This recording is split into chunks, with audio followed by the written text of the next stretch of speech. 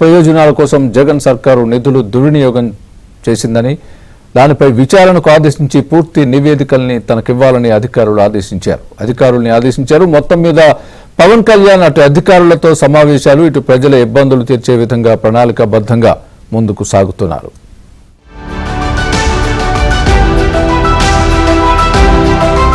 పంచాయతీరాజ్, గ్రామీణాభివృద్ధి, మంచినీటి సరఫరా, అటవీ శాఖ అధికారులతో వరుస సమీక్షలు చేస్తూ ఉప ముఖ్యమంత్రి పవన్ కళ్యాణ్ ప్రభుత్వ యంత్రాంగాన్ని పరుగులు పెట్టిస్తున్నారు.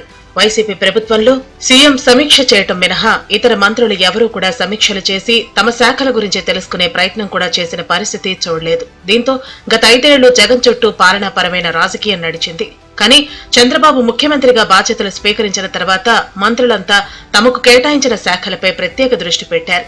ఎవరికి వారు ఆయా శాఖ అధికారులతో భేటీ కావటం, అందులో ఉన్న లోటుపాట్లపై సమీక్ష చేసి చర్చించి అవసరమైన చర్యలకు ఆదేశాలు జారీ చేస్తున్నారు. అయితే ఇందులో అత్యంత జనాదరణ ఉన్న జనసేనాధిపతి, డిప్యూటీ సీఎం హోదాలో ఉన్న పవన్ కళ్యాణ్ తనకు కేటాయించిన కీలక శాఖలపై ప్రత్యేక దృష్టి సారించారు. పంచాయతీరాజ్ శాఖ అధికారులతో సమీక్ష చేసిన పవన్ కళ్యాణ్ గత ప్రభుత్వంలో చేసిన అనేక అవకతవకలపై అధికారులను ప్రశ్నించారు. గ్రామాల అభివృద్ధి అనేది లేకుండా చేసిన జగన్ సర్కారు తీరు, కేంద్రం కేటాయించిన నిధుల బదలాయింపు అంశాలు, నిబంధనలకు విరుద్ధంగా వ్యవహరించిన విధానం తెలుసుకుని పవన్ కళ్యాణ్ ఆశ్చర్యపోయారు. ఇప్పటి వరకు ఒక లెక్క, ఇక నుంచి మరో లెక్క అంటూ తన భవిష్యత్ ప్రణాళికలు ఖచ్చితంగా అమలు చేయాలంటూ అధికారులకు తేల్చి చెప్పారు. 3 నెలల కాల పరిమితి పెట్టి తాము కేటాయించిన పనులు సత్వరమే పూర్తి చేయాలని, లేకుంటే చర్యలు తప్పవని పవన్ కళ్యాణ్ అధికారులకు స్పష్టం చేశారు. ఇక గ్రామాల్లో మౌలిక వసతులు, రోడ్లు, ఇతర సౌకర్యాలపైన పవన్ కళ్యాణ్ అధికారులతో చర్చించారు. అయితే గత ప్రభుత్వం ఏమాత్రం రోడ్లను పట్టించుకోకపోవటం, ప్రధాన రహదారులు సైతం గతుకులమయంగా మారటంతో ప్రమాదాల బారిన పడి మరణించిన ఘటనలను కూడా ఈ సమీక్షల్లో ప్రస్తావించారు. గ్రామాభివృద్ధికి కేటాయించిన నిధులను కూడా దారి మళ్లించడంతో తామేమీ చేయలేకపోయామంటూ అధికారులు పవన్ కళ్యాణ్ కు వివరించారు. ఇక అటవీ శాఖ అధికారులకు అయితే తనదైన స్టైల్లో క్లాస్ తీసుకున్నారు. చిత్తూరు జిల్లాలో యథేచ్ఛగా ఎర్రచందనం రవాణా కావటంపై నిలదీశారు.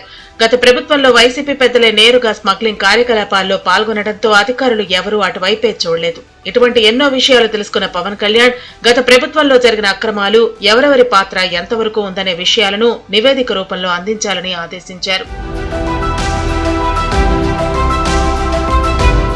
ఇక స్వచ్ఛాంధ్ర కార్పొరేషన్ పై డిప్యూటీ సీఎం పవన్ కళ్యాణ్ సమీక్ష నిర్వహించారు.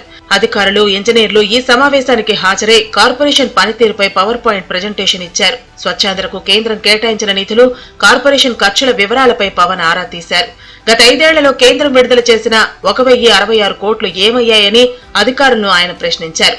కేంద్ర నిధులను రాష్ట్ర ఆర్థిక శాఖ స్వచ్ఛాంధ్రకు విడుదల చేయలేదని ఈ సందర్భంగా అధికారులు డిప్యూటీ సీఎంకు తెలియజేశారు. ఎన్డీఏ ప్రభుత్వం నిధులు విడుదల చేసినా వాటిని సరిగా ఖర్చు పెట్టడం లేదని ప్రతిపక్షంలో ఉన్నప్పుడు వైసీపీ ప్రభుత్వంపై పవన్ ఆరోపణలు చేశారు. ఇప్పుడు అధికారంలోకి వచ్చాక తన వాదనకు బలం చేకూర్చేలా ఆయన లెక్కలు బయటకు తీస్తున్నారు.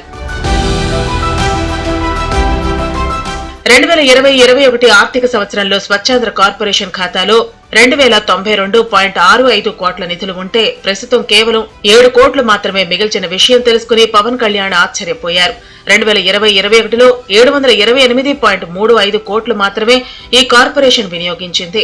2021-22లో 508 కోట్లు ఖర్చు చేశారు. ఆ ఆర్థిక సంవత్సరం ముగిసే నాటికి 1066.36 కోట్లు ఖాతాలో ఉన్నాయి.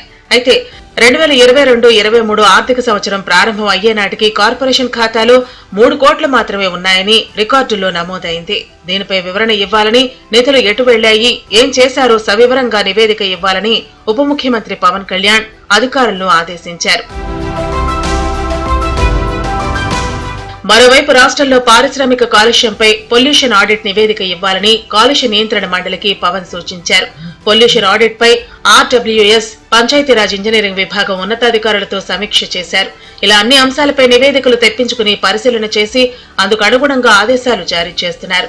100 రోజుల్లో అధికారులు తమ పనితీరు మార్చుకుని ప్రజల కోసం పనిచేయాలని, లేకుంటే చర్యలు తప్పవని వివిధ శాఖల అధికారులకు పవన్ కళ్యాణ్ స్పష్టం చేశారు.